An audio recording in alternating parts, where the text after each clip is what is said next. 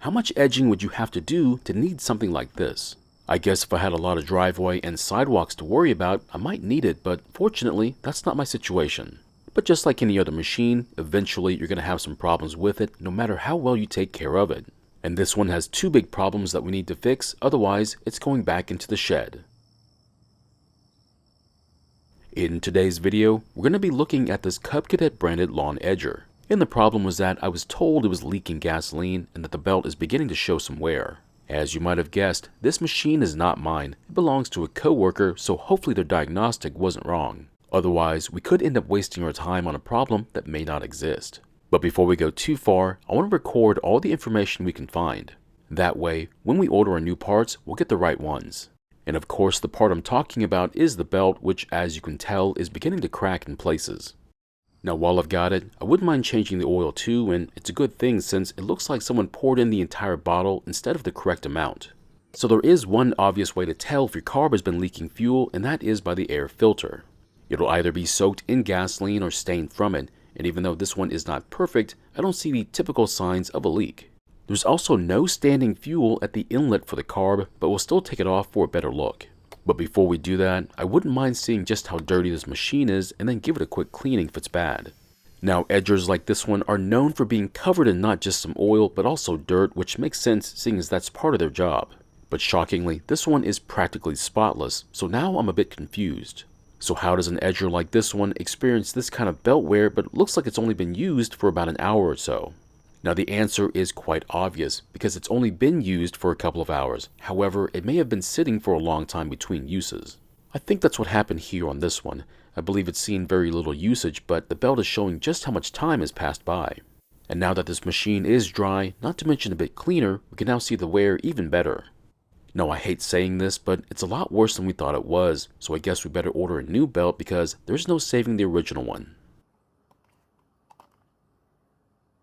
So while we wait for the new belt to show up in the mail, this would be a great time to take the carb off the engine and see if there's anything wrong with it.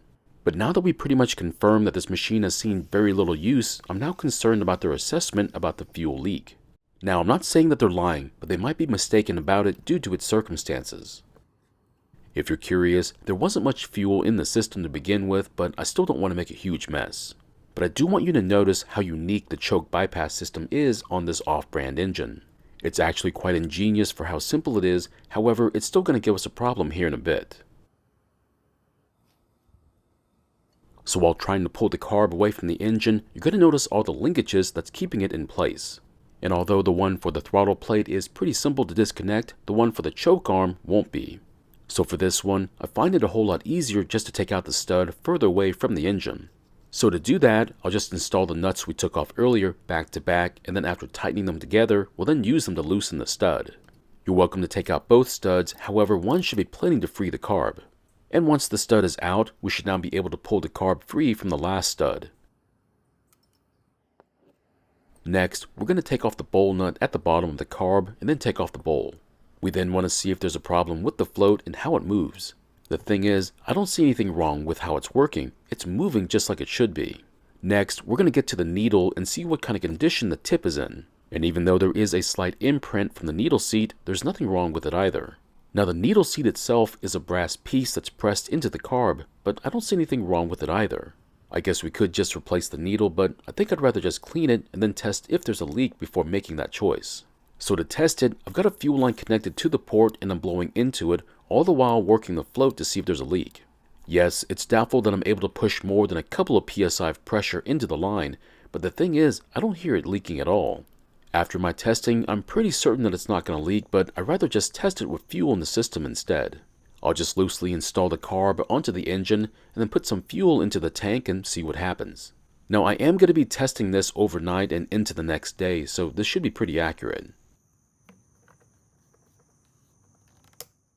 Now to make good use of our time, besides watching for a fuel leak, we're going to take off the old belt. I'm quite certain there's a better way of taking off the old belt besides cutting it, however, I'm going to use my favorite tool, a ratchet strap. What I'm doing is pulling the arm back against the spring that's putting tension on the belt. And once the spring is fully compressed, there should be no tension on the belt, making it safe and easy to not only take off the belt, but also put the new one on as well. There is going to be one big obstacle we have to worry about though, and that is the bracket for these pulleys, but we'll worry about that when the belt shows up. Now for this overnight test, I'm just going to put this cardboard under the carb and see what it looks like the next day. And even if all the gasoline is dried up, we should see some trace of a leak using this method. So it is the next day, and what we find is interesting. Even though this engine's been sitting directly in the sun all day, there's not a trace of a leak at all. Because if there was a leak, there'd be some weird patterns in the cardboard, but there's not. Just to make sure, I do want to see how much fuel is in the tank, and there's about a quarter tank, so plenty of fuel for a leak.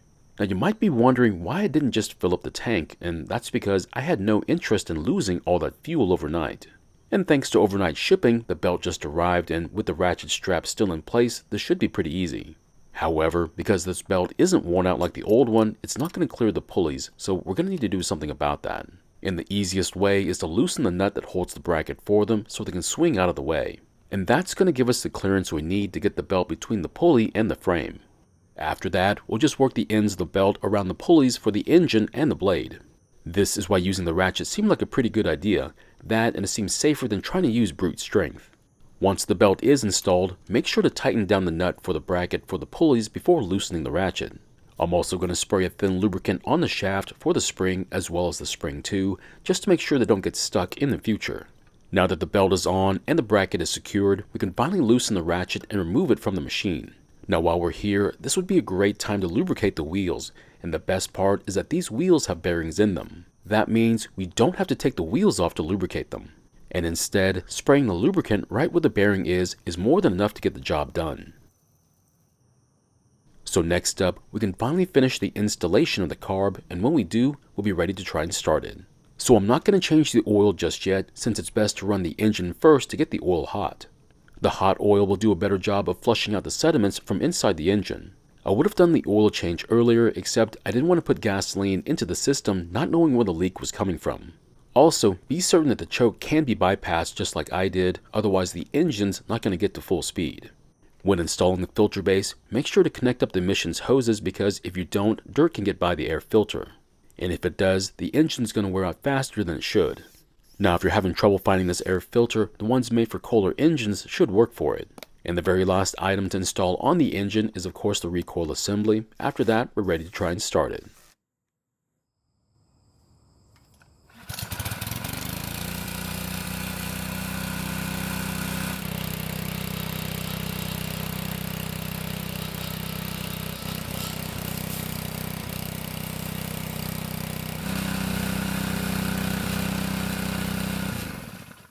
So it does seem to be running a bit fast, but I'll check on that later on. But at least we know that it starts and runs and cuts properly too. Not sure if this is a replacement blade or the original, but it's definitely a large blade. And if I need to get my edger out this season, I might consider getting this blade as I don't care for the rectangular ones.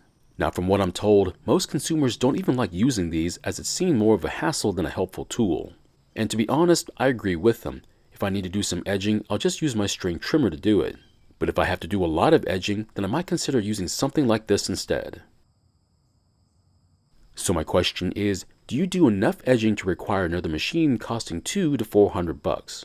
I guess if money was no object, it makes sense, but unfortunately, that's not the case. Thank you for watching. I really do appreciate your time here. Please feel free to ask me any questions about this project or about your own projects, and I hope to see you in the next video.